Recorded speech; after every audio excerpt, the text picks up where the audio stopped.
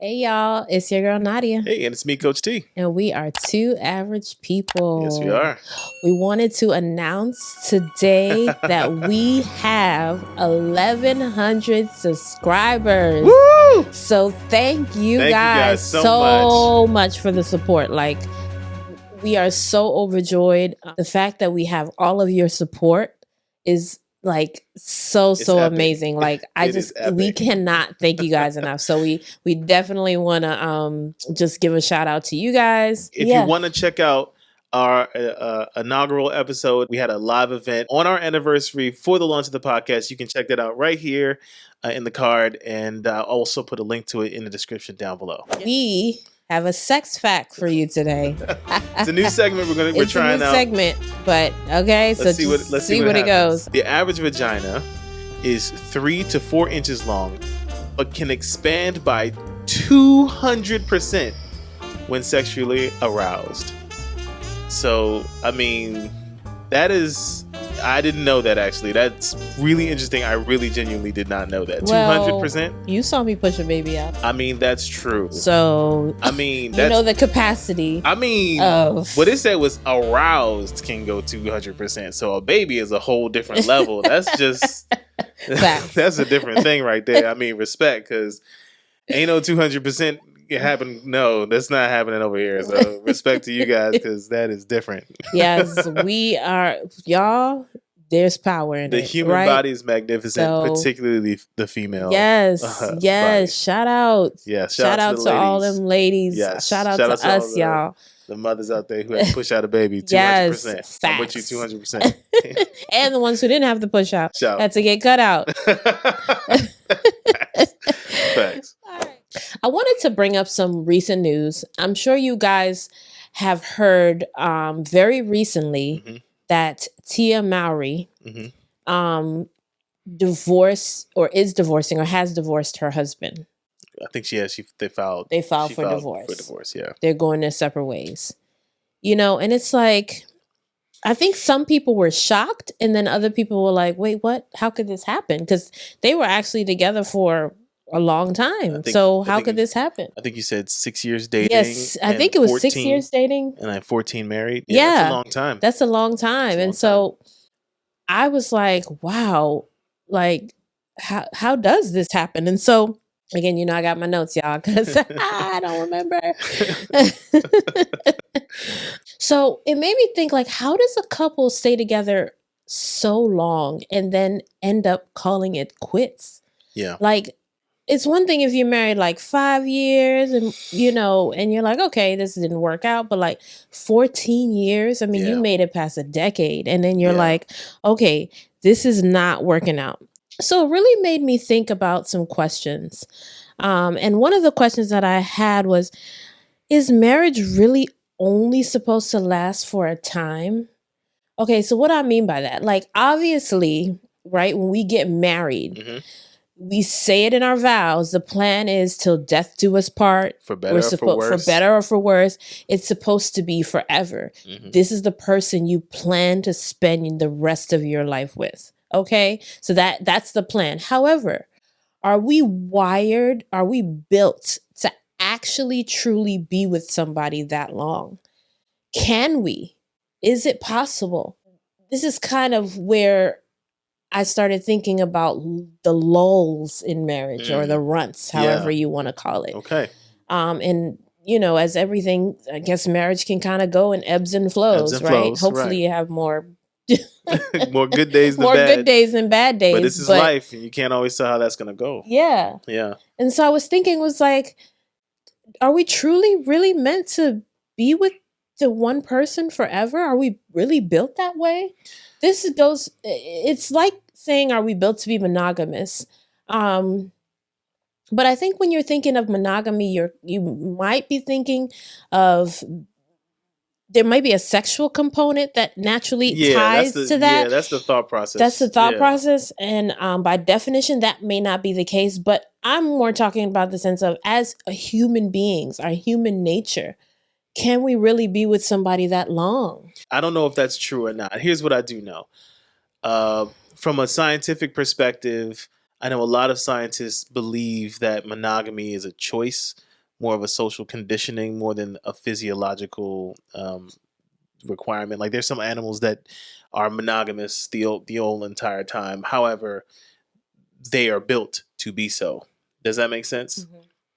But moreover, from like a just a everyday ground level perspective, my dad said something, who is divorced twice, said something to me that I found was extremely powerful that has got me really thinking. And what he said was, nobody plans on getting divorced. That's never the thought. Yeah. The thought is we're going to get married, we're going to spend our lives together, and it'll be great. However, no one plans for divorce. No one goes into marriage planning for their divorce. And it was really powerful to me because it was like, then that might just kind of sneak up on you a little bit. And he said, it's not the divorce that sneaks up on you. It's the stuff that happens before it that sneaks up on you. Divorce is usually the part of it that you kind of just accept by the end of it all. And I gotta say, just based on how he spoke about it and the fact that, he's been down that road before, kind of let me know he kind of knows what he's talking about in that way. And it's something that stuck with me and helps me through my marriage because I'm now vigilant of the things that happen before a divorce, because by the time it gets there, by the time somebody wants a divorce, it's really hard to come back from it. It's true. I think, that's, no one plans to get divorced, but when you get married, that feeling that you have, hopefully it's a good one. Else you wouldn't be getting married. But I know some people get married even though they know they shouldn't get into that relationship. They shouldn't stay there. But that feeling that you have, those blissful moments that you have around the time you get married is what you're holding on to. Yeah. Right? Because you say, okay, yeah, I want to be like this forever. Right? But the truth is, you're not just going to be like that forever. You're going to have to work toward it. You really have to work toward it as you change and grow. We talk about that all the time. It's interesting how marriage became, because when I asked myself that question of, are we really built to be with somebody that long forever, really? Are we built as human beings to be that way? I really had to go back and I read some articles about marriage and itself. How did marriage even start? Like how, as a thing? Yeah. Right?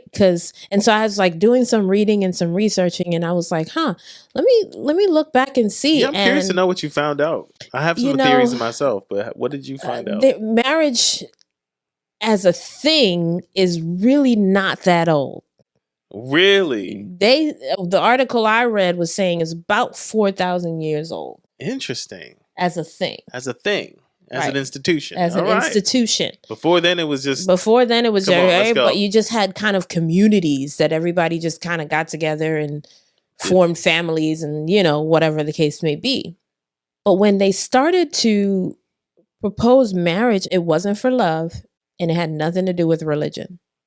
Interesting. So not for love, not for religion. What was marriage for? So I wrote it down from the article that I was reading. Its primary purpose was to bind a woman to a man to guarantee his children were legitimately his. Paternity. And so a woman therefore became a man's property. Because the way that it was presented and the way that I understood it was that this wasn't really transactional. It was more, okay, she's mine now. These are my kids. And so here we go. All right. Well, let me see if I can. Are you messing up the hair? No, I'm sorry. I was looking for the barcode so I can scan. I want to make sure right, my property is not tagged. so like property, like, and I do feel honestly crazy. Like men nowadays do kind of not see women as property, but you kind of like, this is mine. I ain't sharing. Yeah, this is mine. Yeah, I think.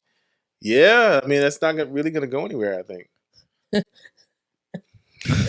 See, so it's almost it does kind of go back to this point of men kind of see, I don't know if you guys, I wouldn't say you guys see women as property per se, but I think honestly, let's just keep it 100. I think it's just not socially acceptable to say stuff like that. It's not socially acceptable to believe stuff like that kind of out loud. yeah, But that's not going to sit well with too many people. What we believe in our minds and what we'll say out loud a lot of the time is two different things. Right. In this podcast, we try to keep it a buck with you guys, and we try to keep it a buck with ourselves. Yeah. And if I'm keeping it a buck, yeah, there's a possessiveness that I absolutely have. And I think it's necessary to have. Because if I was like, oh, yeah, whatever, you can, whatever. That also just doesn't feel good, does it? It's something about that feels like, golly, yeah. Well, I think that's two extremes, but I get what you're saying. I agree. Yeah. And so the idea of church was introduced to show men how to have a greater respect for their wives. Love apparently came after. So it was like this institution of marriage to bind the woman to the man. Then they introduced church to kind of have the blessings of God and teach men how to respect their wives a little better. And then love came after. This woman, Marilyn Yalom, who is a historian and an author, believes that romantic love gave women leverage in what was known to be a pragmatic situation. I quote her. Wow. That's how love came into the marriage. Okay. But majority of the time, people didn't marry for love. Now, love grew over time because you're spending time with this person. You know, eventually, I guess you respect this person, and then you like the person, and then maybe that like turns to love. And so it grew, but it didn't start there. Wow. And it didn't start there. And I believe a lot of those marriages lasted a lot longer, but maybe because it was under obligation initially. I don't like the word obligation in that way, but I do like the word duty. Because a lot practical reasons. Yes, because there's a practicality behind it. Yeah, okay. And even if it's not duty to your spouse in that way, it might be duty to your family. Maybe as the only daughter in the family, you were able to marry up, and by that way elevate the entire family to a higher level. Maybe the duty was to your family, and that's why you went through with the marriage in that way. Still not for love, and still a hell of a thing to do, a hell of a sacrifice to make, but that did happen. Things like that did happen. I agree. I mean, it's one of those things where I feel like arranged marriages, it's hard not to feel obligated in that. Yeah, in that way. You know what I'm saying? I mean, but I'm speaking from a person who believes and who was taught that you marry for love, right? So for me, an arranged marriage would feel like an obligation, but for someone who culturally that's all they know, it wouldn't feel like an obligation. Maybe it wouldn't feel like an obligation, more like an eventuality. Right. Like, this is going to happen. Let me just kind of resign my brain to it, or let me explore what the option. Let me see what it's like. Right. And so, you know, I kind of jumped ahead, but when I heard that this situation with Tia and her husband, it really made me ask these questions like, okay, so we get in these lulls of marriage, and I feel like all marriages have these lulls. And the lulls are, you know, I'm not really feeling super excited. We're maybe not feeling super connected. We just, you know, are kind of, we're here, we love each other, we're cool, we're not fighting, but, you know, things are just kind of going along. You know, I feel like all marriages have that. And how do we get past that, or do we get past that? I think we can get past that, but it takes work every time. So if you're not up for the work, but I am, we're still at a disadvantage. If I'm up for the work and you're not, we're still at a disadvantage. You understand what I'm saying? Because it takes two to tango. You know, so yeah, it's that question of does a couple fall into a lull and just never come back out? And so that's the point where they're like, you know what, this is not working. We're just two different people, or what we call we just grew apart. And so now, you know, kind of let's just go our separate ways. And it's always, we'll still be friends and we'll co-parent our kids. Or is it truly just issues that have just kind of gotten worse that have caused people to say, okay, I'm done, you know? And so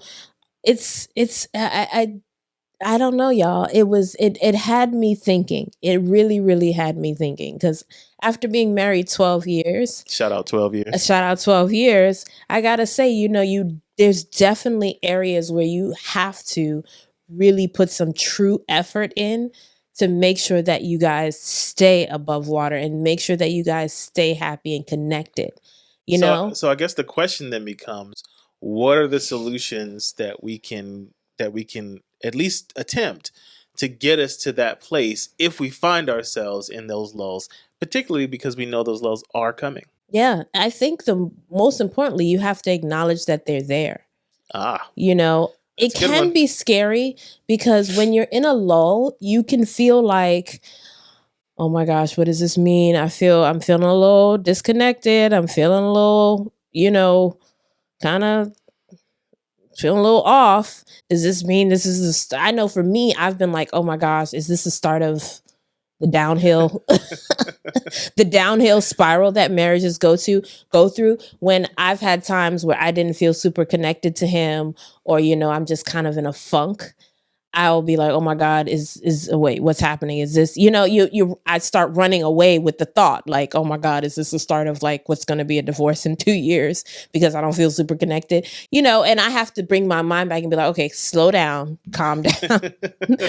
This is not, hold up. This is not, wait.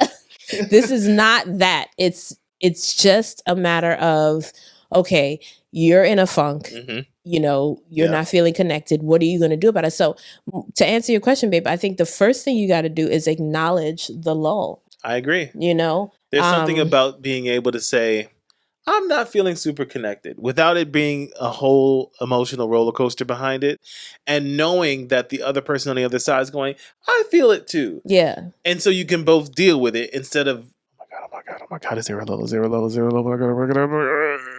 And then we act it out. Yeah. We had Jonas Bobrin on the show before. Shout out to Jonas. But this is one thing he taught me years ago that has helped me in my marriage so much. He said, if you don't talk it out, you'll act it out.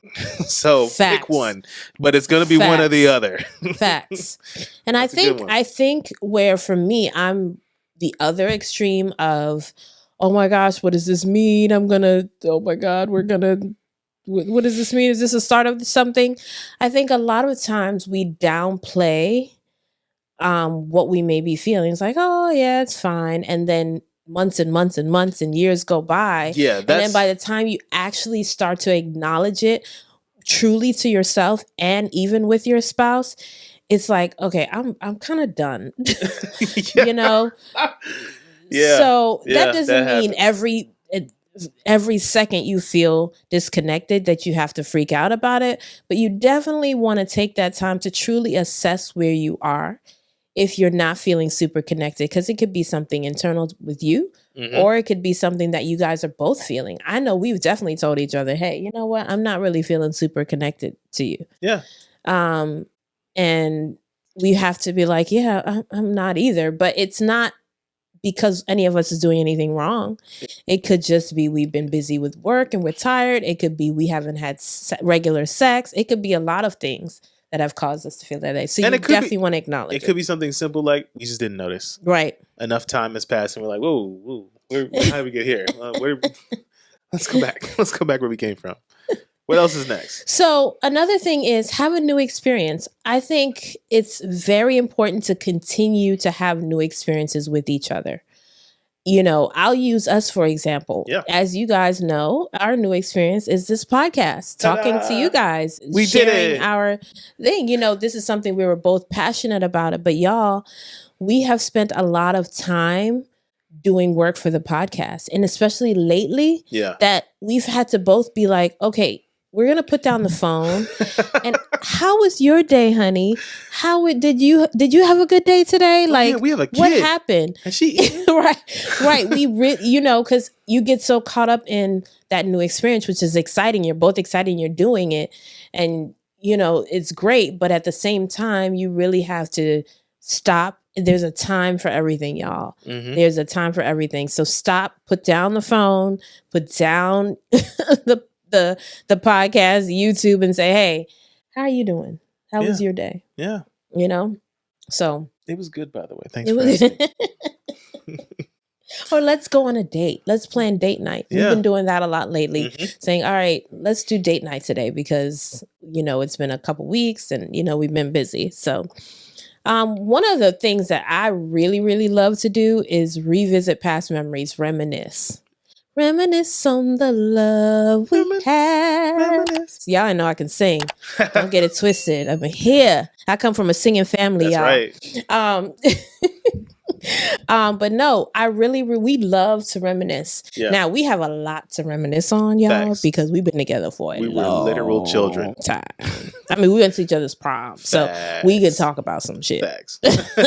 Okay, we can talk. Like, don't get it twisted. But no, seriously, it's one of our favorite things to do because we really talk about the blissful moments that we've had and the fun times we had, or us laughing at something we made fun of or somebody we made, just anything. Like, it doesn't matter. Yeah. One of our favorite things to do when we were dating was people watch. Yeah. We would go down to Baltimore Harbor. We would get something to eat at Uno's. It's true. Chicken spinacoli, probably. And then we would sit on the pier and watch people walk by. We would make up whole backstories for people. Just in the time it takes for them to walk from there to there. They had whole babies and affairs on their wives. Man, all kinds of stuff. But we would just make up stuff. But it was a fun time. It was so fun. It was a fun time. It was so fun. And so a lot of time when we're sitting together, we'll reminisce on that time. And you'll be surprised of how just new you feel. Yeah. Just talking about it. And even if you can't relive those moments, the laughter in and of itself is just it's worth it. So healthy for your relationship. One thing I want to say is don't smother each other, right? So don't be, if you're in this lull, don't feel like, oh my gosh, we have to be together, spend so much time together, because that could actually make it worse. Yeah. If you're all up in each other's face. Obviously give yourself time to grow, give your spouse and yourself some space. And so giving space isn't just saying, okay, I'm gonna be in the basement. You good? Cool. Right? Okay. Obviously, because you're not in separate parts of the house, that you may feel like, okay, we've given each other space, but take it a little step further and say, hey, I'm going to have a mommy-daughter date or a daddy-daughter date, so that you can have some time. Maybe once you go to the spa or take some time for yourself, because you're really acknowledging, hey, take this time. Right? I want to pause you right there because I think there's something very important that you just said, and I especially the guys out there. Husbands, he just said something real deep. It's not just removing yourself from the situation. It's securing your spouse in the ability to take time for themselves as well. Okay, absolutely. Can we say that? So it's not just, hey, man, I'm going to the bar, I'll be back. It's not just, hey, I'm going to my boy's house, I'll be back. Right. It's not that. Right. That's escapism. That's not the same thing. It's, I'm going to take off some major responsibility and tell you, hey, you are free to move about the cabin. I am communicating that it is whatever you choose to do with your time right now is totally yours. It's okay. I got it. Telling your partner, I got it, and you have the time is much different than I'll be back. Absolutely. Okay. So wisdom, just for the guys, y'all. That's a good one. Absolutely. You got to listen to your lady because they be telling us. If you don't know, ask. I have friends that their husbands will buy them $1,500, $2,000 bags, and they're like, I don't want this. I would rather just time. I would take this bag back and just take the time for myself, time with you. But they don't know, so ask. We're not mind readers, y'all. Just ask the question. None of us. Ask the question. All right, I'm going to do the last one, y'all. And it's kind of similar to the second one of having a new experience. But this is try something new together. It could be in the bed. It could be working out, taking trips. Yeah, in the bed. I said in the bed, y'all. Try it. Mm-hmm. Sex gets monotonous too. Yep. So try something different. You never know. Either way, be open to trying something new. So if he suggests something and I'm like, I'm not interested in that at all. Like, say he's like, let's go rock climbing. I'm like, what the hell? I ain't trying to rock climb. You never know. He's introduced me to stuff, even in the bedroom, that I'm like, oh, this is great. Yeah. Like, I would never have thought I liked it. I did. But I did. Yeah, I did. Hell yeah.